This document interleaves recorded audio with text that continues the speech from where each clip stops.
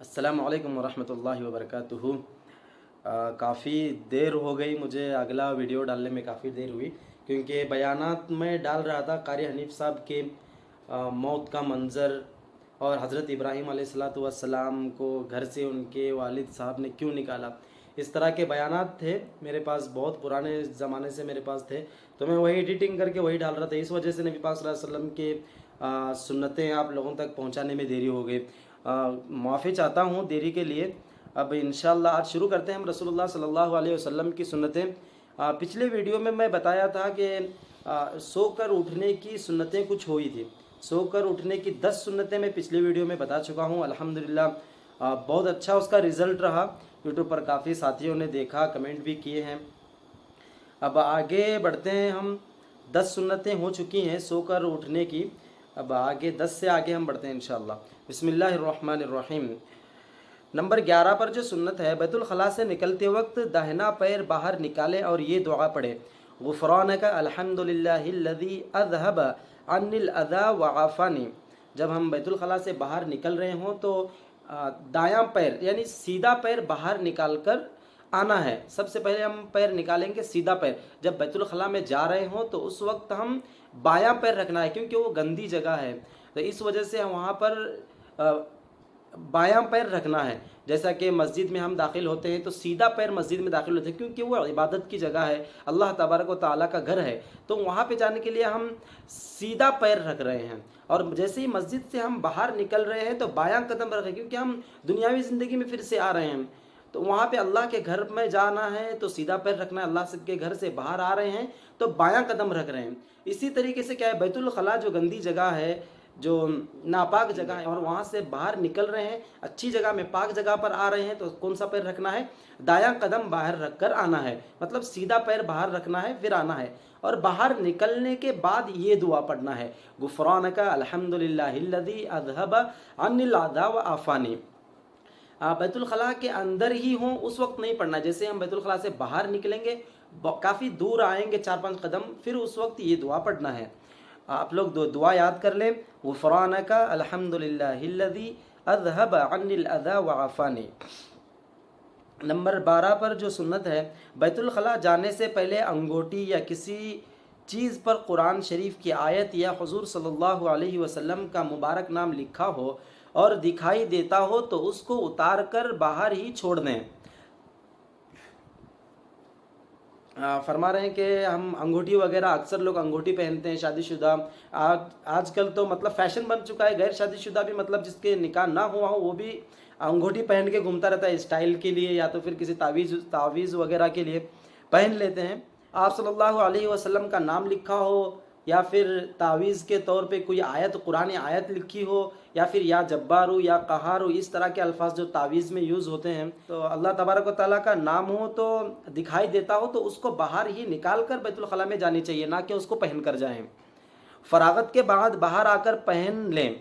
जब हम बैतुल खला से बाहर निकलेंगे, फारिग हो जाएंगे, तो उस वक्त वो अंगूठी फिर दोबारा पहन सकते हैं। या कपड़े में सी लिया गया हो उसको पहन कर जाना जायज़ है। तावीज़ ऐसी हो जो कुरानी आयत लिखी हुई हो, वह नज़र नहीं आ रही है, या फिर उसको किसी ऐसी तरीके से डिज़ाइन किया हुआ है कि वो आयत नज़र नहीं आती, जैसा कि जो ऊपर अंगूठी के ऊपर जो डायमंड लगा हुआ होता है उसके नीचे कुरानी आयत डाल के उसके ऊपर डायमंड रखते हैं, तो इस तरह की जो अंगूठियाँ होती हैं वो पहनकर हम बैतुल खला में जा सकते हैं। नंबर 13, रफ़ाए हाजत के वक्त क़िबले की तरफ ना चेहरा करें और ना उस तरफ को पीठ करें। ये क़िबले की तरफ, जिस तरफ हम रुख करके नमाज़ पढ़ते हैं और जिस तरफ हमारी पीठ होती है नमाज के वक्त, दोनों तरफ हम ना पीठ कर सकते हैं और ना ही चेहरा कर सकते हैं। इस दोनों साइड में मुंह करके बैतुल खला करना जायज़ नहीं है। नंबर 15 पर पेशाब करते वक्त या इस्तंजा करते वक्त उज़्वे ख़ास को दायां हाथ न लगाएं बल्कि बायां हाथ लगाएं। जब फारिग हो रहे हों हम, बैतुल खला हो या इस्तंजा वगैरह के लिए हम जैसे फारिग हो रहे हों, पेशाब करने के लिए गए हों, तो हमारी जो शर्मगाह है उसको दाएं हाथ से न पकड़ें बल्कि बायां हाथ इस्तेमाल कर सकते हैं। नंबर 16 पर जो सुन्नत है, पेशाब या पाखानों की छींटों से बहुत बचें क्योंकि अक्सर आज़ाब क़ब्र पेशाब की छींटों से न बचने से होता है। بیت الخلاء یا تو پھر کہیں باہر ہم پیشاب کر رہے ہوں، سفر میں ہوں، کہیں ٹوائلٹ نہیں ہے، باہر گئے ہیں، تو ایسا ہوتا ہے کہ کبھی ٹہر کر پیشاب کرنا پڑتا ہے. کوئی کوئی جگہ ایسی ہوتی ہے جہاں پر بیٹھنے کا انتظام نہیں ہوتا ہے، کھڑ کے کرنا ہوتا ہے، جیسا کہ ریلوے اسٹیشن، بس اسٹاپ وغیرہ پہ کیا ہوتا ہے کھڑے کھڑے پیشاب کرنے کا رواج ہوتا ہے، مطلب ایسا بنا ہوا ہوتا ہے. تو ایسی جگہ میں کیا کرنا ہے، ہمیں پیشاب کی چھینٹوں سے بہت زیادہ بچنے کی کوشش کرنا ہے کہ وہ ہمارے اوپر اچھلے نہیں، کیونکہ جو سب سے زیادہ عذاب جو ہوتا ہے قبر میں وہ پیشاب کی چھینٹوں سے نہ بچنے کی وجہ سے ہوتا ہے. جیسے پیشاب کر لیے، پیشاب سکھائے نہیں، ایسے ہی آ گئے، وہ پیشاب پورا بدن میں لگ جائے گا. اور پیشاب ایسی جگہ پر کر رہے ہیں جہاں پر پتھر ہے، وہ اس کی چھینٹیں ہمارے اوپر آ رہی ہوں. کوئی ایسے ایسے ٹوائلٹ پیشاب خانے بنے ہوئے ہوتے ہیں جہاں پہ پیشاب کرنے کے بعد پیشاب الٹا اچھل کے اپنے بدن پہ آتا رہتا ہے، پھر بھی کوئی ہوش نہیں رہتا. نمبر 17 پر جو ہے، بعض جگہ بیت الخلاء نہیں ہوتا، اس وقت ایسی آڑ کی جگہ میں رفع حاجت کرنا چاہیے جہاں کسی دوسرے آدمی کی نگاہ نہ پڑے. جیسا کہ سفر میں ہوں، کہیں جا رہے ہوں، کھیتی وغیرہ پر کام کر رہے ہوں، یا پھر کسی راستے پر حاجت ہو گئی، تو ایسی جگہ پہ آڑ لینا ہے، دیوار کی یا پیڑ کی، درخت، کوئی بھی چیز کی آڑ میں استنجا کرنی چاہیے، تاکہ وہاں پر کسی انسانوں کی نظر نہ پڑنی چاہیے، کسی کی بھی نظر نہ پڑے. ایسی جگہ میں استنجا رفع حاجت سے فارغ ہونی چاہیے. نمبر 18، پیشاب کرنے کے لیے نرم جگہ تلاش کریں تاکہ چھینٹیں نہ اڑیں اور زمین میں جذب ہو جائے. یہ بہت خاص بات ہے، اس کا ہمیں احتیاط کرنی چاہیے کہ جہاں بھی ہم پیشاب کر رہے ہیں، میں نے ابھی بھی بتایا تھا، ایسی جگہ میں پیشاب نہ کریں جہاں پر پتھر ہو، سخت زمین ہو، تو چھینٹیں ہمارے اوپر اچھل کے الٹا ہم پہ آ جائیں گے. تو اس وجہ سے کیا فرمایا، پیشاب ایسی جگہ کرے، وہ جگہ نرم ہونی چاہیے، مٹی ہونی چاہیے، نرم مٹی ہونی چاہیے کہ پیشاب فوراً جذب ہو جانی چاہیے، رکنا نہیں چاہیے وہاں پہ پیشاب. تو ایسی جگہ میں پیشاب کریں. نمبر 19، بیٹھ کر پیشاب کریں، کھڑے ہو کر پیشاب نہ کریں. یہ بہت زیادہ مسلمان غفلتی میں پڑے جا رہے ہیں، بہت زیادہ غفلت کر رہے ہیں اس چیز میں کہ کھڑے کھڑے ہی پیشاب کرتے ہیں. بیت الخلاء بنا ہوا ہے، ٹوائلٹ بنا ہوا ہے، آرام سے پوری طریقے سے کھول کے اگر نہیں بیٹھا جا رہا ہے، پینٹ بھی اتنی ٹائٹ پہنتے ہیں ہمارے مسلمان، الحمدللہ. مطلب جو غیر کریں گے اس کو ہم اپناتے ہیں، جو غیر کر رہا ہے اس کو اپنائیں گے. مطلب جو ٹی ویز موویز وغیرہ میں دیکھیں گے پکچر، جو پکچر مطلب نکالیں گے، جیسی پینٹ پہنے گا، پھٹی ہوئی بھی پینٹ کیوں نہ ہو اس کو ہی پہن لیتے ہیں، پھٹا ہوا، کیونکہ فیشن ہے. تو ایسے ایسے پینٹ جو فٹ رہتی ہیں، ایسی پینٹ نہ پہنے جس کی وجہ سے پیشاب بیٹھنے میں ہمیں مشکل ہوں، پریشانی ہوتی ہوں. یہ کتنا آسان دین ہے ہمارا، نبی پاک صلی اللہ علیہ وسلم نے کتنے آسان طریقے سے ہمیں سمجھایا دین، ہم خود اپنی ذات سے ہی دین کو مشکل بنا رہے ہیں. تو اس سے بچنی چاہیے، کھڑے ہو کر پیشاب کرنے سے بچنی چاہیے. اور بندہ اسی وقت کھڑے ہو کر پیشاب کرتا ہے جب مطلب بیٹھا نہ جا رہا ہو، اس سے بیٹھنے میں دقت ہو رہی ہو. بیٹھنے میں دقت کب ہوگی، جب ہم پینٹ ایک دم فل ٹائٹ پہنیں گے. کھلی ہوئی پینٹ پہن سکتے ہیں، ناجائز نہیں ہے پینٹ پہننا، پینٹ پہن سکتے ہیں، لیکن ایسی پینٹ پہننے کہ ہم بیٹھ کر پیشاب کر سکیں، سنت کے مطابق پیشاب کر سکیں، عمل کرنے میں آسانی ہو، ایسا کام کریں، ایسا پیجامہ وغیرہ پہن لیں. نمبر 20، پیشاب کے بعد استنجا سکھانا ہو تو دیوار وغیرہ کی آڑ میں سکھانا چاہیے. جیسے کسی کو عادت ہوتی ہے کھڑے ہو کر پیشاب سکھاتے ہیں، مطلب جو بوڑھے ہوتے ہیں ان کو بیٹھے بیٹھے حاجت پوری نہیں ہوتی ہے، تو ان کو 2-3 مرتبہ اٹھ کر بیٹھنا ہوتا ہے، تب جا کے پوری حاجت مطلب پیشاب کلیئر ہوتا ہے. تو ایسوں کے لیے کیا ہے، ایسی آڑ کی جگہ ڈھونڈ لے جہاں پہ ہم پیشاب سکھا سکیں. نمبر 21، وضو سنت کے موافق گھر پر کرنا چاہیے. وضو جو ہے بہت خاص بات لکھی ہے، فرماتے ہیں آپ صلی اللہ علیہ وسلم کی حدیث بھی ہے، جب ہم گھر سے وضو کر کے نکلیں گے تو جو ہماری نیت ہے، نماز کی نیت کی وجہ سے گھر سے وضو کر کے ہم نکلے ہیں تو ہر قدم پر ایک نیکی ملے گی. یہ خیال رکھیں کہ ہم گھر سے وضو جہاں تک ہو سکے گھر پر ہی وضو کر کے مسجد تک آنے کی کوشش کریں.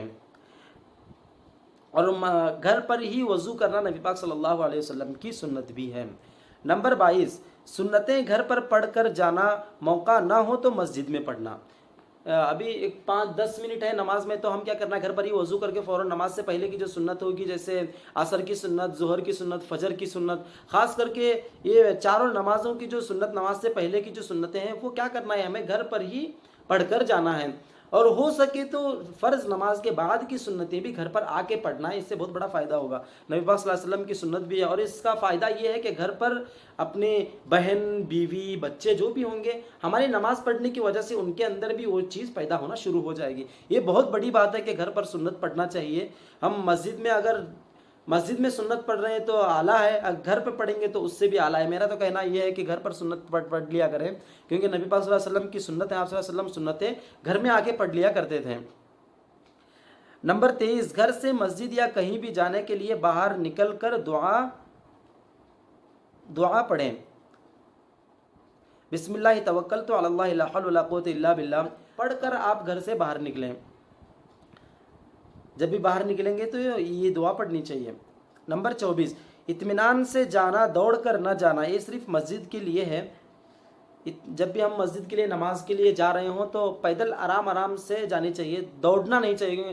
نماز ملے گی نہیں ملے گی بول کے ہم دوڑتے ہیں تو دوڑنا نہیں چاہیے، اطمینان سے مسجد کی طرف جائیں۔